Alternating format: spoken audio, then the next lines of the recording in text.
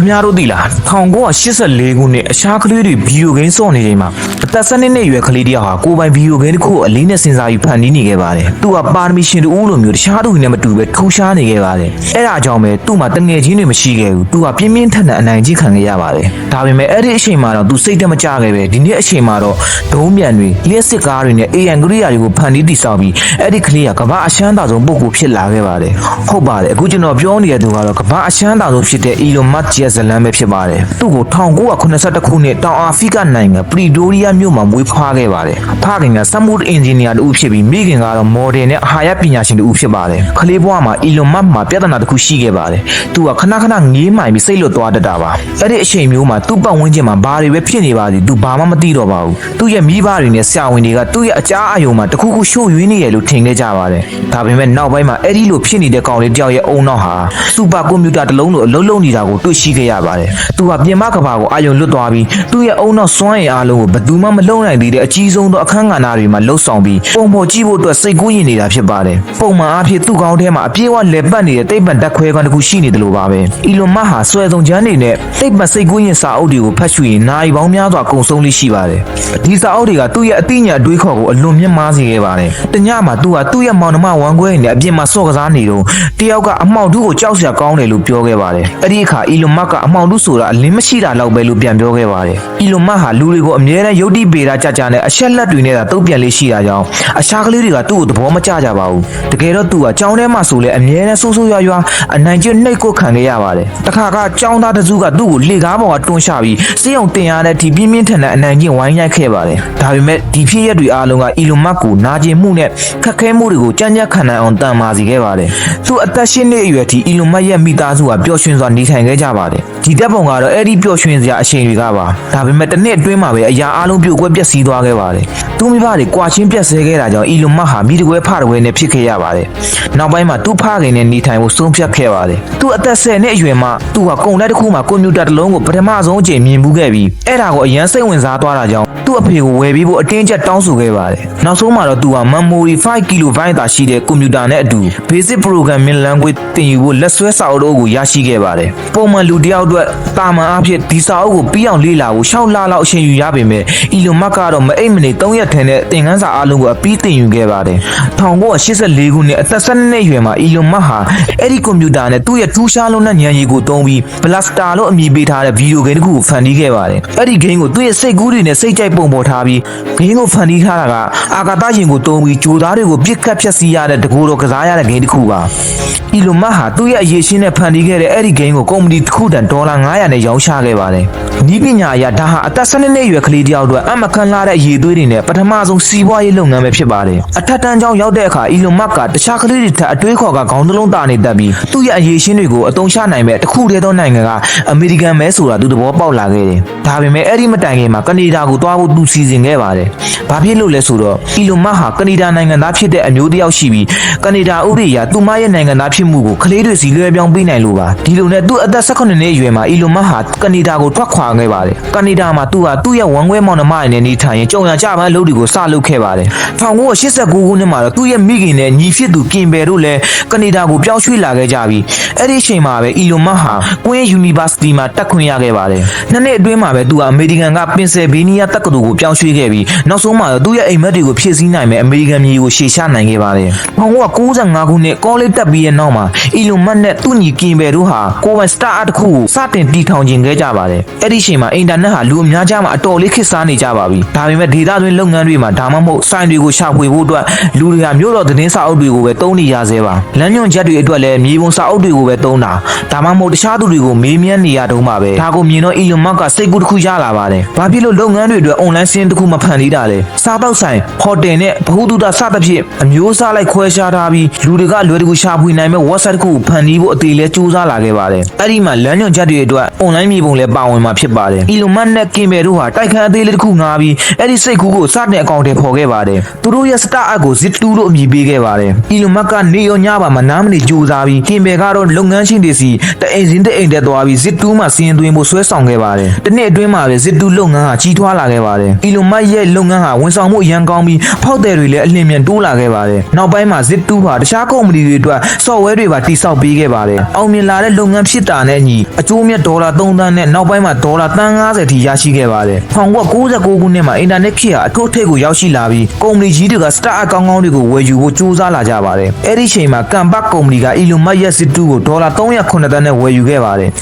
Elon Musk ဟာသူ့ရဲ့စွန့်ဦးတီထွင်နိုင်တဲ့အရေးရှင်းတွေရှိတာကြောင့်အသက်28နှစ်အရွယ်မှာနဲ့တန်းကျယ်တစ်ထေတူဖြစ်နေပါပြီ။ Elon Musk ဟာသူ့တစ်ဘဝလုံးကိုအဲ့ဒီငွေတွေနဲ့အနားယူလိုက်လို့ရပါတယ်။ဒါပေမဲ့ Zip2 ရဲ့အောင်မြင်မှုဟာသူ့ရဲ့အနာဂတ်မှာအောင်မြင်လာမဲ့100%တော့မရှိသေးပါဘူး။ Elon Musk ဟာကောလိပ်တက်နေရင် Nova Scotia ပင်မှာအလုပ်တင်စလုပ်ခဲ့စဉ်ကဘဏ်လုပ်ငန်းဟာရန်နှေးကွေးပြီးခင်းနောက်ကျတာကိုသတိပြုမိခဲ့ပါတယ်။အဲ့ဒီအချိန်မှာပဲသူကဘဏ်လုပ်ငန်းလောကကိုပြောင်းလဲပစ်ရှင်တယ်လို့ဆုံးဖြတ်ခဲ့ပါတယ်။သူ့ရဲ့မျှော်မှန်းချက်ကတော့ငွေပေးချေမှုရင်းနှီးမြှုပ်နှံမှုရှင်းငွေနဲ့ငွေစုစင်းစတဲ့ဘဏ်လုပ်ငန်းကဏ္ဍတိုင်းကိုရုံးခွဲတွေမလိုပဲ online ပေါ်မှာအပြည့်အဝလှုပ်ဆောင်နိုင်ဖို့ပါအဲ့ဒီမျှော်မှန်းချက်နဲ့သူကဒေါ်လာ12သန်းရင်းနှီးမြှုပ်နှံပြီး1999ခုနှစ်မှာတော့8.com ကိုစတင်တည်ထောင်ခဲ့ပါတယ်ဒါပေမဲ့အဲ့ဒီအချိန်မှာလူတွေကအင်တာနက်ကနေဈေးဝယ်တာကိုတောင်အယုံကြည်မရှိကြသေးပါဘူး online ဘဏ်လုပ်ငန်းဆိုတာမဖြစ်နိုင်တဲ့လောက်ပါပဲအဲ့ဒါကြောင့်ပဲ Elon Musk အတွက်ဖောက်သည်တွေရရှိဖို့ပုံမခက်ခဲခဲ့ပါတယ်ဒါကြောင့် Elon Musk ကလူအများစိတ်ဝင်စားစေမဲ့ခုကျွန်ထပ်မြက်တဲ့အစီအစဉ်တစ်ခုနဲ့ဆွဲဆောင်ခဲ့ပါတယ်အဖွဲ့ဝင်ပြီးအသုံးပြုသူတိုင်းကိုဒေါ်လာ20အလဲကားပေးပြီးစတင်ခဲ့ပါတယ်အဲ့ဒီငွေတွေကိုဖောက်သည်ကချက်ချင်းသုံးလို့ရပါတယ်ဒါအပြင်တငယ်ချင်းကိုလမ်းညွှန်ပေးလို့ဖောက်တယ်ရရင်လေ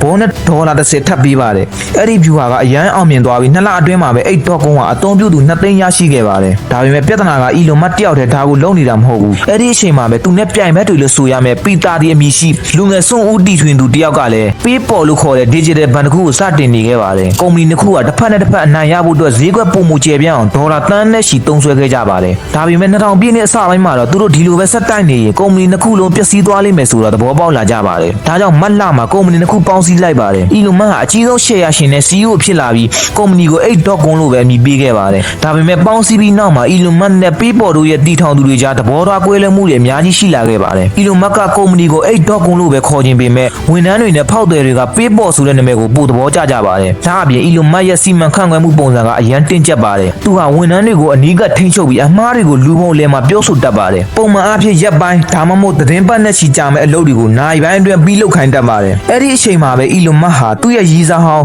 Justin နဲ့လက်ထပ်ခဲ့ပြီး2000ပြည့်နှစ်စက်တင်ဘာမှာသူတို့ရဲ့ပြားရည်စံခီးအတွက်ဩစတြေးလျကိုသွားခဲ့ပါတယ်။အဲ့ဒီအခွင့်အရေးကိုအသုံးချပြီးကုမ္ပဏီရဲ့အမှုဆောင်အရာရှိတွေနဲ့ဒါရိုက်တာဘိုးအဖွဲ့ဝင်တွေကသူ့ကို CEO ယာတူကနေဖယ်ရှားလိုက်ပြီးပီတာတီကို CEO အသစ်ဖြစ်ခန့်အပ်လိုက်ပါတယ်။ Elon Musk ပြန်လာတဲ့အခါပြန်လည်ထိန်းချုပ်ဖို့ကြိုးစားခဲ့ပေမဲ့မအောင်မြင်ခဲ့ပါဘူး။ဒါပေမဲ့သူဟာ PayPal ရဲ့အကြီးဆုံး share ရှင်ဖြစ်ဆက်လက်ရှိနေခဲ့ပါတယ်။ကံကောင်းစွာနဲ့ပဲပီတာတီရဲ့ဥဆောင်မှုအောက်မှာ PayPal ဟာအကြီးကျယ်အောင်မြင်တိုးတက်ခဲ့ပြီး2002ခုနှစ်မှာ eBay ကုမ္ပဏီက PayPal ကိုဒေါ်လာ1.5 ဘီလီယံနဲ့ဝယ်ယူခဲ့ပါတယ်။ဒီကနေရတဲ့အကျိုးမြတ်ဟာ Elon Musk အတွက်စုစုပေါင်းဒေါ်လာတန်180ရရှိခဲ့ပါတယ်။ PayPal အောင်မြင်ပြီးနောက် Elon Musk ဟာ Silicon Valley ရဲ့အောင်မြင်ဆုံးလုပ်ငန်းရှင်တူဖြစ်လာခဲ့ပါတယ်။ဒါပေမဲ့အဲ့ဒီအချိန်မှာပဲသူ့ဘဝမှာထင်မှမထားတဲ့ကြီးမားတဲ့ကြေကွဲပွဲအဖြစ်ဆိုတစ်ခုနဲ့ကြုံခဲ့ရပါတယ်။နေမကောင်းဖြစ်တာကြောင့်သူ့ရဲ့2လခွဲအရွယ်သာရှိသေးတဲ့သားလေးကိုဆုံးရှုံးခဲ့ရပါတယ်။ဒီဖြစ်ရက Elon Musk ကိုအရန်ထိခိုက်စေခဲ့ပါတယ်။အိမ်ကသူ့သားလေးရဲ့ပကတ်အလုပ်ကိုမကြည့်ရတာကြောင့်သူဟာအိမ်ကို3ပတ်လောက်ပြန်မလာခဲ့ပါဘူး။ Elon Musk ဟာငယ်ငယ်တုန်းကအနိုင်ကျင့်ခံရတာကိုဖြေဖျောက်ဖို့စာအုပ်တွေနဲ့စူးစမ်းလေ့လာတာတွေနဲ့စိတ်နစ်မြုပ်ခဲ့တယ်လို့အခုလည်းသားလေးဆုံးရှုံးမှုကိုခံစားရတာတွေတက်တာစေဖို့အလုပ်ထဲမှာပဲအရင်ထက်ပိုပြီးစိတ်နစ်ထားလိုက်ပါတယ်2000ခုနှစ်အသက်30မှာ Elon Musk ဟာနောက်ထပ်တည်ထွင်မှုကဏ္ဍတစ်ခုကိုစိတ်အားထက်သန်စွာနဲ့ပဲရှာဖွေခဲ့ပါတယ်ငယ်စဉ်ကတည်းကသူဟာအာကာသကိုအရန်စိတ်ဝင်စားပြီးဒုံးမြအသေးလေးတွေလုပ်ပြီးစော့ကစားလေးရှိပါတယ်ဒါကြောင့်သူဟာအာကာသကဏ္ဍကိုစတင်လေ့လာခဲ့ပါတယ်တနေ့မှာလူသားတွေဘာလို့အင်္ဂါဂြိုလ်ကိုအခုထိမသွားကြသေးတာလဲဆိုတဲ့မေးခွန်းသူကောင်းတဲ့ပေါ်လာခဲ့ပါတယ် NASA ရဲ့ website ကိုကြည့်တဲ့အခါ NASA မှာအင်္ဂါဂြိုလ်ကိုသွားဖို့ခိုင်မာတဲ့အစီအစဉ်မရှိတာကိုတွေ့လိုက်ရပါတယ်အဲ့ဒီအချိန်မှာပဲသူ့ရဲ့နောက်ထပ်ရည်မှန်းချက်ဟာအင်္ဂါဂြိုလ်ကိုသွားဖို့ပဲလို့အခိုင်အမာဆုံးဖြတ်လိုက်ပါတယ်။ Elon Musk ဟာကမ္ဘာအကောင်းဆုံးသိပ္ပံပညာရှင်တွေနဲ့တွေ့ဆုံပြီးသိပ္ပံနယ်ပယ်မှာအသေးစိတ်ကျွမ်းကျင်လာတဲ့အထိလေ့လာသင်ယူခဲ့ပါတယ်။ Elon Musk ဟာ Life to Mars Foundation ကိုတည်ထောင်ပြီး Mars Oasis စီမံကိန်းကိုစတင်ခဲ့ပါတယ်။အဓိကရည်ရွယ်ချက်ကတော့အင်္ဂါဂြိုလ်ပေါ်ကိုလေဖိအားပေးတဲ့ဖန်လုံအိမ်တစ်ခုပို့ပြီးပထမဆုံးအပင်ကိုစိုက်ပျိုးဖို့ရည်ရွယ်ခဲ့ပါတယ်။သူ့မြောက်မှန်းချက်ကတော့အင်္ဂါဂြိုလ်ပေါ်မှာအသက်ရှင်ဖို့ဖြစ်နိုင်တယ်ဆိုတာကိုကမ္ဘာကြီးကိုသက်သေပြချင်တာပါ။ Elon Musk ရဲ့အစီအစဉ်ကရုရှားစီကတိုက်ကြီးရှင်းပြစ်လွတ်နိုင်တဲ့ဒုံးကြီးတွေကိုဝယ်ပြီးလွတ်တင်ဖို့ပါ။သူရုရှားကိုသွားခဲ့ပေမဲ့ညှိနှိုင်းမှုတွေကမအောင်မြင်ခဲ့ပါဘူး။ရုရှားတွေက Elon Musk ရဲ့ငယ်ရွယ်လွန်းတဲ့အသက်အရွယ်ကြောင့်သူ့ကိုမယုံကြည်ခဲ့ကြပါဘူး။ Elon Musk ကဒုံးကြီး3စင်းကိုဒေါ်လာ20နဲ့ဝယ်ယူဖို့ကမ်းလှမ်းခဲ့ပေမဲ့ရုရှားတွေကတစ်စင်းတည်းကိုပဲဒေါ်လာ23သန်းတောင်းခဲ့ပါတယ်။သူတို့ရဲ့ညှိနှိုင်းမှုမှာအမှန်တကယ်ကိုအောင်မြင်မှုမရခဲ့ပါဘူး။ရုရှားစီကဒုံးမြန်ရဖို့မမျှော်လင့်နိုင်တော့တာကို Elon Musk သိလိုက်ပါတယ်။ပြန်အလာလေယာဉ်ပေါ်မှာအဖွဲ့သားတွေစိတ်ပြတ်နေချိန်မှာ Elon Musk ကတော့လက်တော့မှာလှုပ်ရှုပ်နေပါတယ်။ခဏကြာမှာသူကဒုံးမြန်တွေကိုငါတို့လုံနိုင် နိုင်တယ်ဒါကြောင့်ပြအောင်လုပ်မယ်လို့သူ့ရဲ့ပြင်းပြလုံးနဲ့ဆုံးဖြတ်ချက်ကိုပြောလိုက်ပါတယ်သူဟာကုန်ချမ်းဘိုးထုတ်လုပ်မှုစရိတ်နဲ့လွတ်တင်ကားတွေကိုတွက်ချက်ပြီးပါပြီဒုံးမြတ်တစ်စင်းလုံးရဲ့ကုန်ကျစရိတ်မှာကုန်ချမ်းဘိုးက200ခိုင်နှုန်းကနေ300ခိုင်နှုန်းပဲရှိတယ်ဆိုတာသူသိလိုက်ပါတယ်ကျန်တဲ့စရိတ်တွေကိုဒီဇိုင်းနဲ့ထုတ်လုပ်မှုပိုင်းမှာချော့ချလို့ရပါတယ်အာကာသလုပ်ငန်းရဲ့သိပ္ပံပညာရှင်တွေရဲ့တကယ်ပြဿနာကအင်္ဂါဂျိုကိုမသွားချင်တာမဟုတ်ပဲသွားဖို့အတွက်ဈေးသက်သာပြီးအရွေသွေးရှိတဲ့ဒုံးမြတ်တွေမရှိတာကြောင့်ဆိုတာအီလွန်မတ်နားလည်သွားပါတယ်ဒါကြောင့်သူဟာကမ္ဘာသိပ္ပံလောကကိုအပြောင်းလဲပြစ်ဖို့အခိုင်အမာဆုံးဖြတ်လိုက်ပါတယ်ဒီလိုနဲ့အာကာသယာဉ်တွေထုတ်လုပ်ဖန်တီးတဲ့ SpaceX အမည်နဲ့ကုမ္ပဏီတစ်ခုကိုတည်ထောင်ခဲ့ပါတယ်2002ခုနှစ်ဇွန်လမှာအီလွန်မတ်ဟာစတူယန်ပေ9500ရှိတဲ့ဂိုးတောင်ကြီးတစ်ခုကိုဝယ်ပြီးပြစ်မိဒုံးမြတ်စက်ရုံဖြစ်ပြောင်းလဲခဲ့ပါတယ်ဘိုးအင်းနဲ့ NASA လိုအဖွဲ့အစည်းတွေကနေအကောင်းဆုံးအင်ဂျင်နီယာတွေကိုငှားရမ်းခဲ့ပါတယ်သူတို့မှာခိုင်မာတဲ့ရည်မှန်းချက်တစ်ခုပဲရှိတယ်ဈေးအသက်သာဆုံးနဲ့ရည်သွေးရှိပြီးအမြန်ဆုံးဒုံးမြတ်တွေကိုတည်ဆောက်ဖို့ပါအဲ့ဒါကိုအကောင့်ထဲပေါ်ဖို့အီလွန်မတ်ဟာစမ်းသစ်တဲ့နည်းဗျူဟာတွေကိုအသုံးပြုခဲ့ပါတယ်တခြားကုမ္ပဏီတွေကဒီဇိုင်းအဖွဲ့နဲ့တည်ဆောက်ရေးအဖွဲ့ကိုခွဲထားပေမဲ့ SpaceX ကတော့အတူတူလုပ်ခိုင်းခဲ့ပါတယ်ဒါကအချိန်ကိုရွှေ့တာစေပြီးအမှားနည်းပါတယ်နောက်ပြီးအရင်ကတခြားသူတွေစီကဝယ်ရတဲ့အစိတ်ပိုင်းများဖြစ်တဲ့အင်ဂျင်စီတိုင်ကြီးလောင်စာစီနဲ့ဘက်ထရီတွေကို SpaceX ကကိုယ်တိုင်ထုတ်လုပ်ခဲ့ပါတယ်ဘာလို့လဲဆိုတော့တခြားသူတွေစီကဝယ်ရတာအရန်ကြာတဲ့အပြင်ဈေးကြီးလို့ပါနောက်ဆုံးမှာအီလွန်မတ်ဟာတခြားကုမ္ပဏီတွေကဒုံးမြတ်အစိတ်ပိုင်းတိုင်းအတွက်ကုန်ကျစရိတ်2ဆကနေ3ဆထိပို့မှုသုံးစွဲနေတာကိုသတိထားမိပါတယ်ဒါပေမဲ့တခြားကုမ္ပဏီတွေလောက်ကုန်ကျစရိတ်မရှိပဲအရေးသွေးရှိတဲ့ကိရိယာများကိုထုတ်လုပ်နိုင်ပါတယ်ဒါကတော့သူ့ရဲ့အုံနောက်ရဲ့အရေးသွေးပါဒီလိုနဲ့အီလွန်မတ်က SpaceX မှာပထမဆုံးဒုံးမြတ်ကို Falcon 1လို့အမည်ပေးခဲ့ပါတယ်အဲ့ဒီအချိန်မှာတခြားကုမ္ပဏီတွေကကီလိုဂရမ်600ရှိတဲ့ပစ္စည်းတွေကိုအာကာသထဲပို့ဖို့ဒေါ်လာ180လောက်တောင်းယူနေပေမဲ့အီလွန်မတ်ကတော့ဒေါ်လာ9သန်းနဲ့ယူပြီးလုပ်ပေးမယ်လို့ကတိပေးခဲ့ပါတယ်အစက SpaceX ကပထမဆုံးဒုံးမြတ်ကိုတစ်နေ့အတွင်းလွှတ်တင်မှုရည်ရွယ်ထားပေမဲ့အကောင်းဆုံးကြိုးစားအားထုတ်မှုနဲ့ပြင်ဆင်ခဲ့ပေမဲ့လည်း4နှစ်လောက်အချိန်ယူခဲ့ရပါတယ်နောက်ဆုံး2006ခုနှစ်မှာအဲ့ဒီနေ့ကိုရောက်လာပါတယ်ပေ80အမြင့်ရှိအဖြူရောင် Falcon 1ကိုလွှတ်တင်ဖို့အသင့်အနေထားဖြစ်နေပါပြီဒီလိုနဲ့အာကာသထဲထိမျှော်မှန်းပြီးလွှတ်တင်လိုက်ရအဖွဲ့သားအားလုံးအောင်မြင်စွာအောင်ဟစ်နေကြပါတယ်ဒါပေမဲ့ထင်မထားတဲ့အလှည့်ပြောင်းတစ်ခုဖြစ်ပျက်သွားခဲ့ပါတယ်25စက္ကန့်ကြာမှာလောင်စာစီယိုစိမ့်ပြီးမီးလောင်ကပျက်စီးသွားခဲ့ပါတယ်အီလွန်မတ်နဲ့သူ့အဖွဲ့သားတွေဟာသူတို့ရဲ့အိမ်မက်တွေမီးလောင်ပျက်စီးသွားတာကိုကြည့်နေခဲ့ရပါတယ်ဒါပေမဲ့သူတို့အရှုံးမပေးပဲချက်ချင်းဆိုသလိုဒုတိယအကြိမ်လွှတ်တင်ဖို့ပြင်ဆင်ခဲ့ပါတယ်ဒီလိုနဲ့တစ်နေ့အကြာမှာ Falcon 1ကိုဒုတိယအကြိမ်လွှတ်တင်ရမှာလဲ3မိနစ်လောက်ထိအဆင်ပြေခဲ့ပြီးပထမအမှားရှို့ယွန်းမှုကိုပြင်ဆင်နိုင်ခဲ့ပေမဲ့လည်းအလုံးစုံမပြည့်စုံသေးတဲ့စက်ပစ္စည်းဟာအင်ဂျင်မိုင်းရှို့ယွန်းချက်ကြောင့် Falcon 1ဟာလေထဲမှာလဲပတ်ပြီးထပ်မံပြန့်ကျခဲ့ပါတယ်အီလွန်မတ်ဟာစိတ်ပြတ်ခဲ့ပေမဲ့အောင်မြင်အောင်လုပ်ဖို့ခိုင်ခိုင်မာမာစိတ်ပိုင်းဖြတ်ထားတာကြောင့်တတိယအကြိမ်လွှတ်တင်မှုစူးစမ်းပြန်ပါတယ်2008ခုနှစ်ဩဂုတ်လမှာတတိယအကြိမ် Falcon 1ကိုလွှတ်တင်ခဲ့ပေမဲ့အပြီးမတတ်နိုင်သေးတဲ့မှားယွင်းမှုကြောင့်လေထဲမှာပဲထပ်ပြီးပောက်ကွဲသွားပြန်ပါတယ်သူတို့ကထိတ်ချုပ်ခန်းထဲမှာအကြမ်းတန်ကြားရလောက်အောင်ထိတိတ်ဆိတ်သွားခဲ့ပါတယ်အီလွန်မတ်ဟာဒီလုပ်ငန်းအတွက်ဒေါ်လာ100ထိသုံးစွဲထားရပါတယ်စပေးအပ်မှာနောက်ဆုံးတစ်ချိန်လွှတ်တင်ဖို့လောက်ပဲပတ်စံကြံမှာတော့တယ်အကယ်၍နောက်ဆုံးချိန်သာထပ်မံကြာချုံခဲ့ရင်စပေးအပ်နဲ့တူအီလွန်မတ်ဆိုတဲ့လူဟာကုန်းကောက်ဆရာမရှိတော့လောက်အောင်ဘဝပြတ်ပြီးလမ်းဘေးမှာပဲဘဝကိုအချိန်ကုန်ရတော့မှာပါဘာလို့လဲဆိုတော့တစ်ဖက်မှာလည်းအီလွန်မတ်ရဲ့နောက်ထပ်ကုမ္ပဏီဖြစ်တဲ့ Tesla ကလည်းဒေဝါလီခံရမယ့်အခြေအနေစိုက်နေပါတယ်အီလွန်မတ်ဟာအာကာသလုပ်ငန်းကိုဝင်ရောက်ချိန်မှာပဲအနာဂတ်မှာလျှက်စစ်ကားတွေကအရေးပါလာမယ်ဆိုတာသိထားပါတယ်အဲ့ဒီအချိန်ကကားတွေဟာလောင်စာဆီတွေပေါ်အပြည့်အဝမှီခိုနေရပြီးလောင်စာဆီကအလင်းမြန်ဆုပ်ယုပ်နိုင်တယ်ဆိုတာအီလွန်မတ်ကတွက်ချက်ထားပါတယ်ဒါအပြင်လောင်စာဆီကလေထုကိုလည်းညှဉ်းညမ်းစေပါ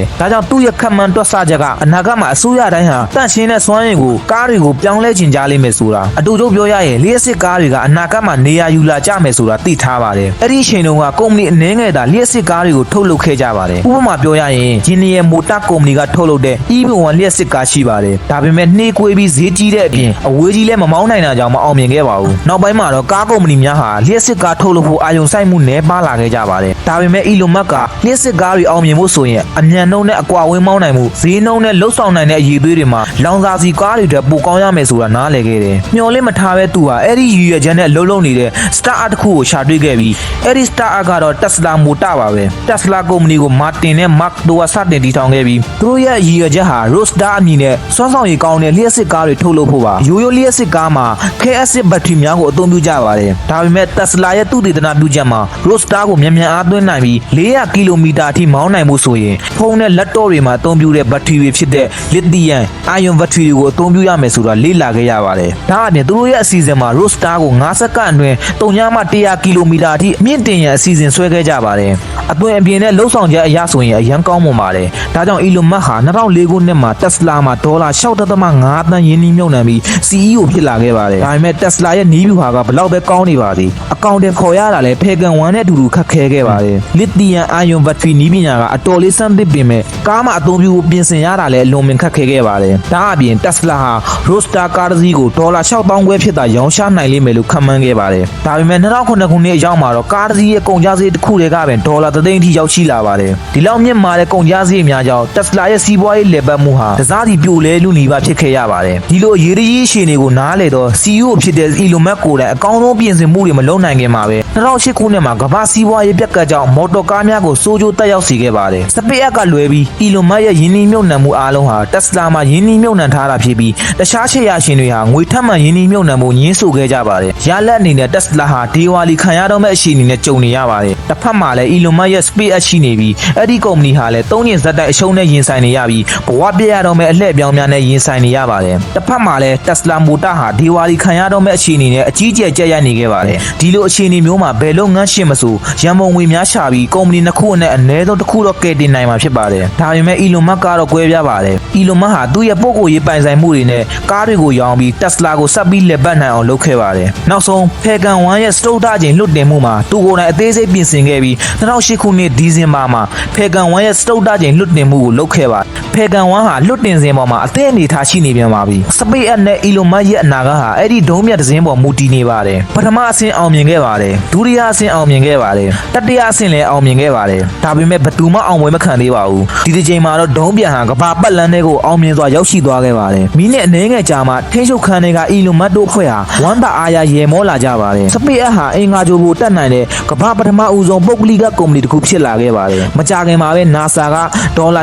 1.6 ဘီလီယံတန်စာချုပ်ကို SpaceX နဲ့ချုပ်ဆိုခဲ့ပါတယ်အဲ့ဒီစာချုပ်အရ Elon Musk ရဲ့ SpaceX ကုမ္ပဏီဟာနိုင်ငံတကာအာကာသစခန်းသို့ကုန်ပစ္စည်းများပို့ဆောင်ပေးရမှာဖြစ်ပါတယ်လက်မလျှော့ပဲအစိုးရစ조사တတ်တဲ့ Elon Musk ရဲ့ပြတ်သားလုံးတဲ့စိတ်တဲ့ကြောင့် SpaceX ဟာကမ္ဘာအောင်မြင်ဆုံးပုဂ္ဂလိကကုမ္ပဏီတစ်ခုဖြစ်လာခဲ့ပါတယ်ဒါပေမဲ့တစ်ဖက်မှာလည်း Tesla ကရုန်းကန်နေရသေးပါဒါကြောင့် Elon Musk ကယင်းနှီးမြှုပ်နှံသူတွေကိုကိုယ်တိုင်ဆက်သွယ်ပြီးကားကထုတ်လုပ်ဖို့အသင့်ဖြစ်ုံသာမကလူပေါင်းထောင်နဲ့ချီပြီးကြိုတင်မှာယူထားပြီးဖြစ်ကြောင်းကိုအသေးစိတ်ရှင်းပြခဲ့ပါတယ် Tesla ဟာကားတွေအများကြီးထုတ်ပြီးဖောက်တယ်တွေစီပို့ပြီးဖို့ရန်ပုံငွေလိုအပ်နေတာဖြစ်ပါတယ်နောက်ဆုံးတော့ Elon Musk ရဲ့စ조사အားထုတ်မှုဟာအရာထင်လာခဲ့ပါတယ်သူဟာအရေးပေါ်ရန်ပုံငွေဒေါ်လာတန်40ရရှိခဲ့ပြီးဒီဝါလီခံရမဲ့ဘေးကနေလွတ်မြောက်နိုင်ခဲ့ပါတယ် Tesla ဟာ Roadster ကားတွေကိုအများပြအောင်မြင်စွာထုတ်လုပ်နိုင်ခဲ့ပြီးသူ့ရဲ့အောင်မြင်မှုဟာလျှက်စစ်ကားတွေကိုမြန်ဆန်ပြီးတခါအားသွင်းရုံနဲ့ကြီးဝေးကြီးမောင်းနေနိုင်ကြောင်းကိုကဘာကိုတက်တည်ပြနိုင်ခဲ့ပါတယ်ဒါပေမဲ့ပြဿနာတစ်ခုတော့ရှိနေတယ် Roadster ကားဟာအများဆုံး2ယောက်ပဲစီးလို့ရပြီးဈေးကြီးပြီးတီးတက်မှယူတဲ့ဖောက်တယ်တွေအတွက်သာရည်ရွယ်ထားပါတယ် Tesla ဟာရေရှည်ရပ်တည်နိုင်ပြီးကြီးမားတဲ့ကားကုမ္ပဏီတစ်ခုဖြစ်လာဖို့ဆိုရင်ဈေးသက်သာပြီးအရေးသေးကောင်းတဲ့ကားတွေထုတ်လို့ရမယ်ဆိုတာသူသဘောပေါက်ခဲ့တယ်ဒါကြောင့်2012ခုနှစ်မှာ Tesla က Model S နဲ့မိတ်ဆက်ပေးခဲ့ပါတယ်ဒီကားဟာ4စက္ကန့်တွင်65ကီလိုမီတာအထိအရှိန်မြင့်တင်နိုင်တဲ့ Premium လျှက်စစ်ကားဖြစ်ပါတယ်တစ်ချိန်အားသွင်းရုံနဲ့ကီလိုမီတာ900လောက်ထိမောင်းနေနိုင်ပြီး Model S ရဲ့ကူးခြားချုံနဲ့လူကြိုက်များသောအချက်ကတော့ဒါဟာကားတစ်စီးပဲမဟုတ်ပဲဘေးနေပါတဲ့ကွန်ပျူတာတစ်လုံးလိုဖြစ်နေတာပါကားထဲမှာကြီးမားလုံးနဲ့18လက်မ touch screen ပါပြီးကားမောင်းသူဟာကားရဲ့လှုပ်ဆောင်ချက်တိုင်းကိုအဲဒီ screen ကနေထိန်းချုပ်နိုင်မှာဖြစ်ပါတယ်ဒါအပြင် laptop ဒါမှမဟုတ်ဖုန်းတစ်လုံးလိုမျိုး software များမှတစ်ဆင့်လေးလာသင်ယူစာများကိုလည်းထည့်သွင်းနိုင်ပါတယ်ကားပိုင်ရှင်ကကားနားရောက်လာတာနဲ့တကားကအလိုလျောက်ပွင့်ပြီးကြိုဆိုနေမှာဖြစ်ပါတယ်ဒါကြောင့် Model S ဟာကောင်းမွန်လာတဲ့လျှက်စစ်ကားတစ်စီးဖြစ်ုံသာမကထုတ်လုပ်ထားပြီးသားကားအားလုံးထက်အကောင်းဆုံးဖြစ်နေခဲ့ပါတယ် Model S ကိုစတင်ထုတ်လုပ်ရောင်းချခဲ့ရာအတော်လေးအောင်မြင်ခဲ့ပါတယ် Motor Trend မှာတစ်နှစ်တာအကောင်းဆုံးဆုကိုလည်းရရှိခဲ့ပါတယ်နောက်ဆုံး Tesla ဟာကမ္ဘာနဲ့ရှိပြီးအောင်မြင်ုံသာမကအကျိုးမြတ်များစွာကိုလည်းရရှိခဲ့ပါတယ်အဲ့ဒီနောက်တော့ Tesla ဟာ Model 8 Model 3နဲ့ Model Y တို့ကိုဇက်တိုက်ဆိုထုတ်လုပ်ခဲ့ပါတယ်2016ခုနှစ်အလွန်မှာတော့ Tesla ဟာကမ္ဘာတန်ဖိုးအရှိဆုံးကားကုမ္ပဏီကြီးဖြစ်လာခဲ့ပါတယ်ယနေ့ခေတ်မှာတော့ Tesla ဟာအလွန်စမ်းကြယ်သောမောင်းသူမဲ့ကားများကိုထုတ်လုပ်ရောင်းချနေပြီဖြစ်ပြီးတစ်ဖက်မှာလည်း SpaceX ဟာ Falcon 1 ထက်အဆ50မကမြန်ဆန်ပြီးဝင်တင်နိုင်တဲ့ Falcon 9 ဒုံးပျံကိုအောင်မြင်စွာလွှတ်တင်နိုင်ခဲ့ပါတယ်2015ခုနှစ်မှာလည်းဒုံးပျံတွေကိုပြန်လည်အသုံးပြုနိုင်တဲ့နည်းပညာတွေကိုအောင်မြင်စွာလှုပ်ဆောင်နိုင်ခဲ့ပါတယ်လွှတ်တင်မှုတိုင်းအတွက်နည်းပညာအသစ်တစ်ခုတည်ဆောက်ရန်မလိုအပ်တော့ပဲအာကာသကိုတက်ဆင်းရတဲ့ကုန်ကျစရိတ်ကိုအများကြီးလျှော့ချနိုင်ခဲ့ပါတယ် SpaceX ကနေ Elon Musk လွှတ်တင်ခဲ့တဲ့ Starlink အမည်ရှိဂျိုတုထောင်ပေါင်းများစွာကတဆင့်ကမ္ဘာတစ်ဝန်းကိုအင်တာနက်တွေပေးနေပါတယ်အခုဆိုရင်လူသားတွေကိုအင်္ဂါဂြိုလ်ပေါ်ပို့ဆောင်ပေးမဲ့ Starship ဒုံးပျံကြီးကိုတည်ဆောက်နေပါတယ်ဒါအပြင်သူဟာလူသားအုံနောက်နဲ့ကွန်ပျူတာများကြားဓာတ်ရိုက်ရှိဆက်နိုင်ဖို့အတွက်ရည်ရွယ်ပြီး New Year Link နဲ့မိတ်ဆက်ပေးခဲ့ပါတယ် Elon Musk ရဲ့နောက်ဆုံးရည်ရွယ်ချက်ကတော့ Social Media ထဲဝင်ရောက်ဖို့ဖြစ်ပြီး2023ခုနှစ်မှာ Twitter ကိုဝယ်ယူခဲ့ပါတယ်အဲဒီကနေတဆင့် AI ကုမ္ပဏီတစ်ခုလည်းတည်ထောင်ခဲ့ပါတယ်ဒီလိုစွန့်ဦးတည်ထွင်နိုင်ပြီးအစိုးသောအချိန်တွေမှာတော့လက်မလျှော့ပဲအစွမ်းကိုစူးစမ်းတတ်တာကြောင့် Elon Musk ဟာဩဇာကြီးမားလာတဲ့အပြင်လက်ရှိအချိန်မှာအသက်တင်ပိုင်ဆိုင်မှုဒေါ်လာ400ဘီလီယံထိရှိနေပြီဖြစ်ပြီးကမ္ဘာအချမ်းသာဆုံးပုဂ္ဂိုလ်ဖြစ်နေပါပြီဒုတိယအချမ်းသာဆုံးဖြစ်တဲ့